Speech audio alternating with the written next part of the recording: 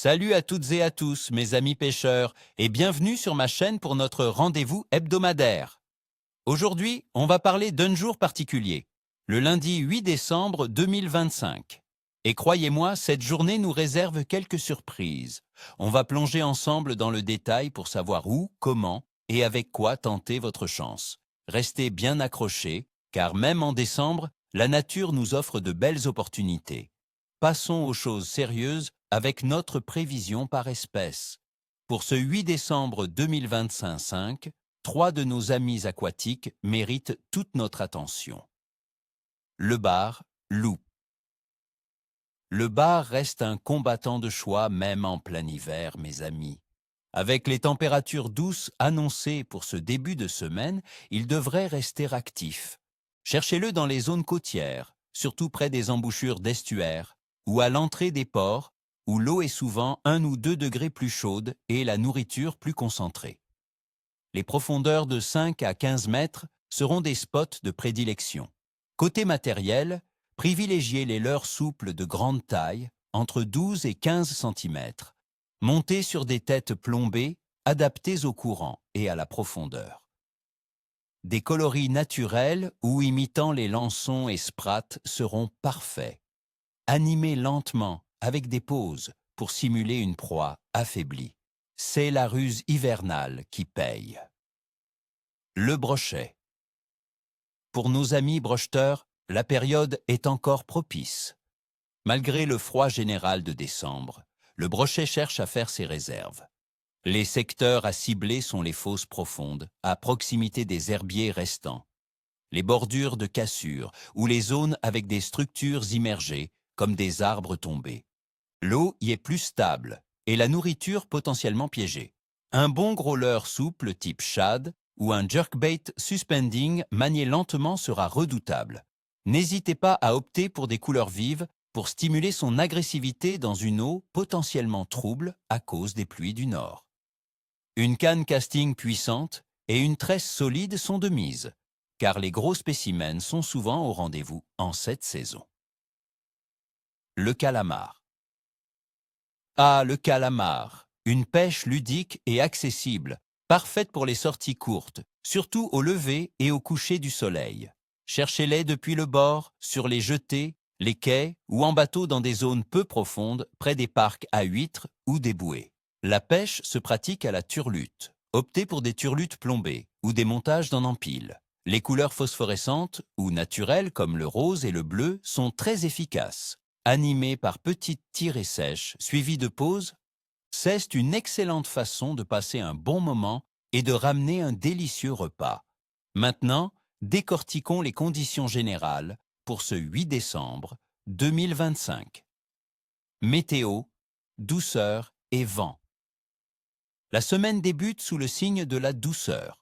Nous aurons des températures bien au-dessus des normales saisonnières, avec des maximales qui pourront atteindre les 18 degrés Celsius dans le sud-ouest et des minimales autour de 6 degrés en montagne. Cette douceur est due à un flux de sud lié à un système dépressionnaire sur l'Atlantique. Attendez-vous à un vent de sud assez soutenu, voire fort par endroits. Côté ciel, le nord et l'ouest de la France connaîtront des nuages et de la pluie, notamment en Bretagne et en Normandie. Le sud et l'est, en revanche, devraient profiter de belles éclaircies.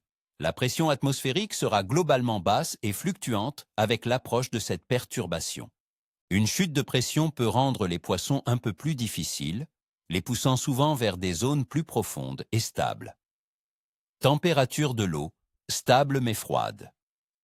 En ce début de décembre, la température de l'eau se maintient dans des valeurs froides, oscillant entre 10 et 14 degrés Celsius selon que vous pêchiez en Méditerranée, sur la côte atlantique ou en eau douce.